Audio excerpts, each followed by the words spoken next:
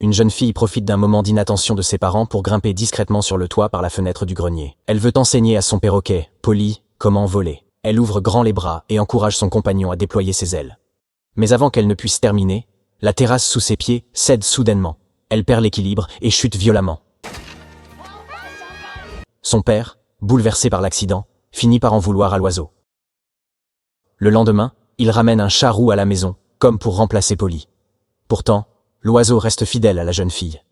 Lorsqu'elle partage une sucette avec le chat, Polly étend sa petite langue et y goûte aussi, trouvant cela sucré et délicieux. La jeune fille s'occupe de son perroquet avec soin et douceur, lui donnant à manger tout en chantonnant. La nuit, bercée par sa voix, Polly s'endort paisiblement. Malgré la tension avec son père, elle trouve du réconfort dans la présence de son compagnon à plumes.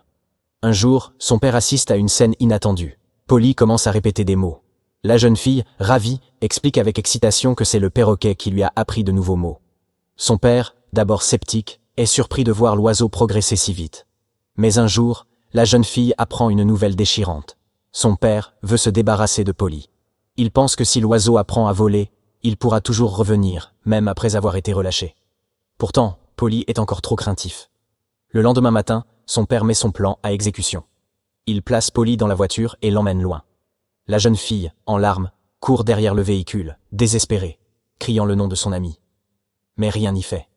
C'est à ce moment-là qu'elle réalise à quel point elle est impuissante face au monde qui l'entoure. Elle lutte, elle se révolte, elle réfléchit.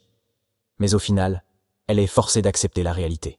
Le perroquet, en manque de sa maîtresse, débite des insultes sans arrêt, ce qui le rend détestable aux yeux des gens. Il se moque même d'une vieille dame, lui lançant qu'elle vient de perdre son mari et qu'elle est déjà là pour vendre un perroquet. La vieille dame n'a jamais vu un oiseau aussi insolent, mais elle le trouve intéressant et commence à négocier avec le vendeur pour l'acheter. Elle compte bien l'éduquer une fois rentrée. Mais à peine sorti du magasin, le perroquet se met à dire n'importe quoi, accusant la vieille dame d'être une trafiquante d'oiseaux illégale et affirmant vouloir s'échapper. Des passants rient en entendant cela, mettant la vieille dame dans l'embarras. Excédée par ces paroles grossières, elle ouvre la cage. Le perroquet, nostalgique de la jeune fille, commence à marcher pas à pas vers la maison. Mais le monde extérieur est bien trop dangereux. Il ne peut avancer. N'ayant pas d'autre choix, il revient sur ses pas et supplie la vieille dame de l'aider à retrouver sa maison. La gentille dame lui explique qu'il doit d'abord apprendre à parler poliment et à bien se comporter. Après l'avoir écouté, elle suit ses indications et arrive devant la maison de la jeune fille. Mais l'endroit est vide. Les habitants ont déménagé. Le perroquet est anéanti. En interrogeant les voisins, la vieille dame apprend que la famille a déménagé à Los Angeles. Ignorant la distance, le perroquet insiste pour que la vieille dame prenne un taxi. Elle sait pourtant que Los Angeles se trouve à 3000 km et que son état de santé ne lui permet pas un tel voyage. Cependant, après avoir entendu l'histoire émouvante du perroquet, elle pense à son défunt mari. Alors, malgré sa santé fragile, elle décide de l'aider et prend le volant de son camping-car pour l'emmener à destination. Ils suivent la carte et foncent vers Los Angeles, bravant la pluie et le vent sans jamais s'arrêter. Au fil du voyage, l'humain et l'oiseau tissent un lien profond à travers des chansons joyeuses. Mais les longs trajets épuisent la vieille dame. Sa vue se brouille. Elle manque de provoquer un accident. Après un examen médical, le verdict tombe. Elle perdra bientôt la vue. Ne voulant pas être un fardeau pour le perroquet, elle le laisse partir, les larmes aux yeux. Mais le perroquet la considère désormais comme sa famille, et refuse de l'abandonner. Il décide de rester à ses côtés pour devenir ses yeux. Ainsi, ils passent les saisons ensemble, parcourant le monde côte à côte, jusqu'au dernier crépuscule de la vieille dame. Le lendemain, une ambulance l'emmène, et elle ne reviendra plus jamais. Regardant le camping-car désormais vide, le perroquet comprend qu'elle est partie, et qu'il est temps, lui aussi, de reprendre sa route pour retrouver sa maîtresse. Malgré sa peur de voler, il sait qu'il n'a qu'un seul moyen d'y parvenir. Il doit s'élancer. Alors, il ouvre grand ses ailes et commence à apprendre à voler. Désormais sans crainte, il s'élève dans les airs. À travers les forêts et les cieux, il s'améliore de plus en plus. Regardant le soleil se lever, il sait dans quelle direction aller. Car la vieille dame lui a dit un jour, Los Angeles se trouve là où le soleil se lève. Traversant le désert, affrontant 1000 épreuves, il arrive enfin à destination. En cherchant sa maîtresse, il trouve l'amour. Séduit par un perroquet à tête jaune, il la suit jusque chez son maître. L'homme, fasciné par son talent à parler, cherche dans ses documents des indices sur sa jeune maîtresse. Mais en attendant, comme il gagne sa vie en faisant des spectacles, il décide d'entraîner le perroquet pour qu'il se produise avec lui. Pendant ses moments libres, le perroquet parle d'amour et d'avenir avec sa nouvelle compagne. Mais un jour, lors d'un spectacle, un voleur le repère. Après le spectacle, l'homme veut acheter le perroquet, mais ce dernier refuse catégoriquement. Alors, le voleur met en place un plan. Il attire la police, provoque une pagaille, et profite du chaos pour recouvrir le perroquet d'un chapeau, avant de l'emmener en douce. Dans la voiture, le voleur lui fait une proposition. Je peux retrouver ta maîtresse, mais ça demandera beaucoup d'argent. Désespéré de revoir celle qu'il aime tant, le perroquet accepte de collaborer pour voler de l'argent.